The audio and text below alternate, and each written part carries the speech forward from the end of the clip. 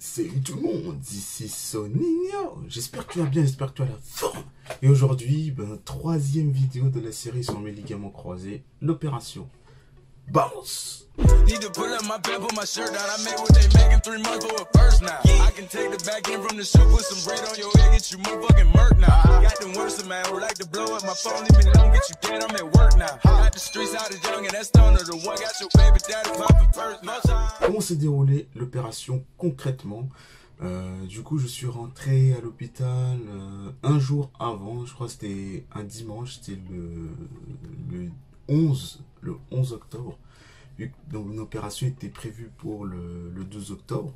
Je suis rentré un jour avant dans l'après-midi, donc voilà, je suis rentré tranquillement. C'était la même chirurgienne qui m'avait opéré 6 ans en arrière, qui va m'opérer le lendemain.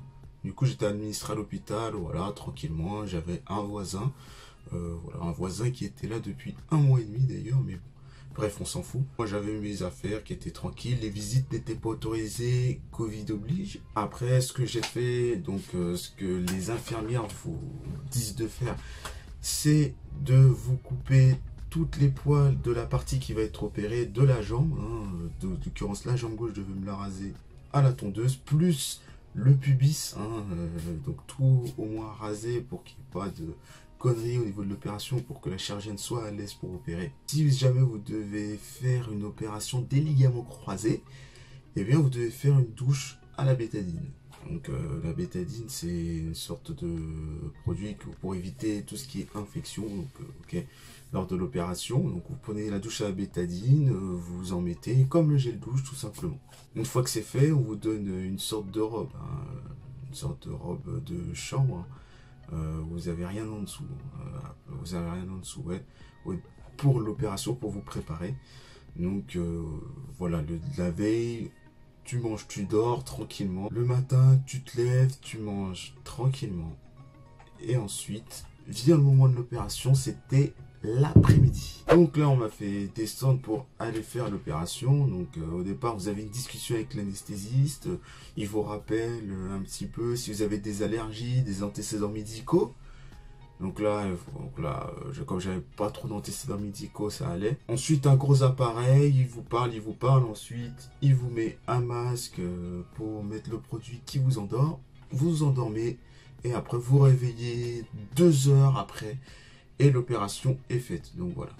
Après, voilà, vous avez la jambe bloquée. Donc j'ai pas les images parce que voilà, quand tu fais l'opération, bah, t'as pas d'image, t'as rien sur toi. J'ai eu un gros bandage, enfin voilà, j'ai dû me retourner dans tous les sens pour me mettre dans une bonne position pour dormir. Donc j'avais pas de douleur à ce moment-là. Mais juste à ce moment-là, j'avais pas de douleur au niveau du genou qui allait se réveiller.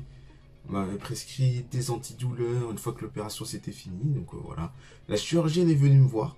Donc voilà, elle a expliqué l'opération qu'elle a fait. Donc je rappelle le Ken Jones. Donc c'est une opération os, tendon, os, où on prélève un peu d'os du genou pour en faire le ligament en gros avec un tendon.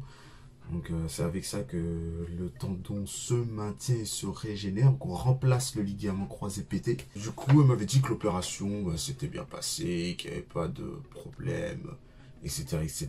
Et que voilà, les infirmières allaient donner des antidouleurs puisque les douleurs allaient se réveiller quelquefois, même pas mal de fois. Et je vais vous raconter la suite. Forcément, quand tu subis des opérations comme ça, donc c'est une sorte de perforeuse que j'avais dans la main, hein.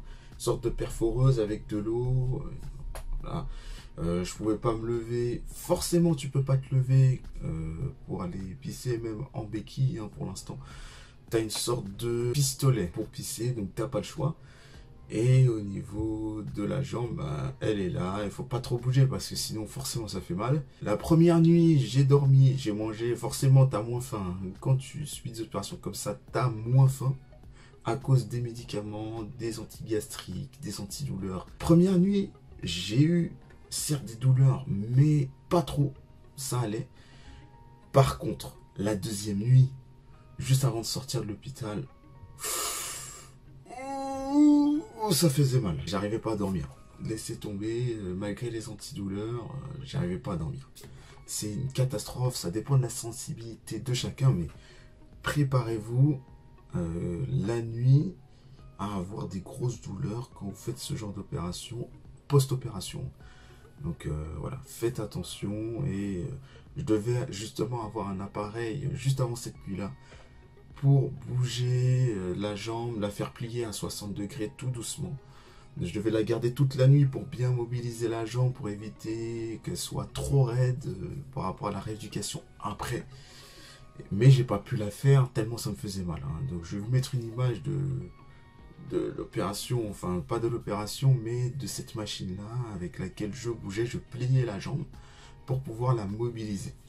Donc on faisait des petits mouvements d'arrière en avant tranquillement. Et j'avais aussi en complément une machine à cryothérapie. Je vais vous mettre les images, enfin la vidéo. Une machine à cryothérapie pour bien faire refroidir le genou. Donc ça permet aussi d'éviter d'avoir mal, tout simplement. Et genre de machine, quand tu mets du froid sur le genou, ça permet aussi de dégonfler. Hein. Dégonfler le genou, même l'articulation, mais en l'occurrence la machine à cryothérapie. Vous allez la voir en général, je ne sais pas si tous les hôpitaux l'ont. Normalement, tous les hôpitaux l'ont, mais si vous jamais vous faites cette opération, mais vous aurez cette machine-là. Enfin, je l'ai eu en tout cas, mais vous l'aurez, cette machine-là, pour tout simplement faire dégonfler les genoux et atténuer les douleurs. D'accord. Donc, voilà, c'est au moment de l'opération. Est-ce que vous pourrez poser le pied par terre? Eh bien, ça dépend aussi si votre ménisque est touché ou pas. Ça va dépendre de ce que va dire votre chirurgien. Pour mon cas, finalement, j'ai pu poser le pied par terre avec les béquilles dès le premier jour. C'est-à-dire, même pour aller aux toilettes, il y a un moment, j'ai pas trop utilisé de pistolet. Je crois que c'était le lendemain, voilà, le mardi. Donc, je me suis fait opérer le lundi, je suis resté... Après le mardi, c'était à partir de l'après-midi, avec l'aide de l'infirmière, bien évidemment, j'ai pu prendre les béquilles pour marcher un petit peu, poser le pied par terre, marcher avec les béquilles. J'ai pu le faire, tout doucement certes, normalement, bon c'est normal, mais sans souci. Voilà, j'ai posé le pied par terre, j'ai pu marcher, ça allait. Le lendemain, donc le mercredi, donc j'ai travaillé avec la kiné, pour qu'elle me fasse faire des petits allers-retours au niveau du couloir, plus aller dans les escaliers pour savoir si jamais il y a un ascenseur en panne, comment monter les escaliers, hein, que ce soit monter les escaliers avec la jambe opérée, avec la jambe non opérée, et comment descendre. Donc ça c'est un très bon exercice. Et voilà, vous descendez avec la jambe faible et vous montez d'abord en utilisant la jambe forte, marche par marche. Donc c'est ça la technique. Mais vous allez le faire avec la kiné de l'hôpital. Et elle m'a fait faire aussi des séquences où je pliais la jambe, des séquences où je tendais la jambe en appuyant dessus en même temps, hein, avec un appui, d'accord. Vous contractez votre quadriceps et vous appuyez, vous appuyez, vous appuyez. Ça va vous faire des petits exercices de kiné post-opération. Je suis resté du dimanche au mercredi. Je suis sorti directement mercredi après-midi. Je suis sorti directement. Vous n'avez pas resté une semaine non plus. Donc je restais 3 jours, on va dire. Ouais, 3 jours. 3 jours seulement. Je suis rentré, faire l'opération, rester un petit peu et sortir directement dès l'après-midi. Vous avez quelqu'un pour venir vous chercher. Vous pouvez appeler aussi une ambulance hein, si jamais c'est remboursé par votre sécu. Moi, on m'avait commandé une ambulance alors que j'avais pas besoin, mais si jamais vous avez personne, vraiment personne, bon, ça va vous coûter des frais si vous n'avez pas de mutuelle, mais soit vous appelez quelqu'un pour venir vous chercher, soit il vous commande une ambulance directement. Vous aurez des douleurs, hein, en fonction de la sensibilité de chacun, vous en aurez des douleurs, donc préparez-vous à ça. Les premiers jours sont difficiles, mais après, c'est passager, donc soyez forts. Lâche le pouce bleu et abonne-toi à la chaîne YouTube. Abonne-toi aussi à mon Insta, Soigné-du-7. Je vais bientôt faire des entraînements. Les entraînements à l'élastique. À voir peut-être si je peux aller dans les salles de sport, on verra. Sous dérogation et sous attestation. Puisqu'on est obligé d'avoir une attestation juste pour ça. Mais à voir si je peux rentrer dans les salles. Si je peux vous prendre en coaching individuel.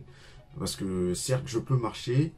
Je peux vous montrer les mouvements, vous les expliquer. Donc si tu veux que je te coach, n'hésite pas à me contacter. Je te mets aussi le mail en haut. N'oublie pas aussi de t'abonner à mon TikTok, c'est Soninho 7.0. Je te dis à la prochaine pour une nouvelle vidéo. C'était Soninho pour une nouvelle vidéo. Merci et ciao. When I'm in the city, it's litty. Design business is no kitty. It was all a dream, like bigger reality. Hit me, I'm living this life, it's not pretty. Feeling like 50. Many men hate on me. I got Mercedes on me, I'm not tripping. I got the stadium screaming my name, and after the game, we making sure that we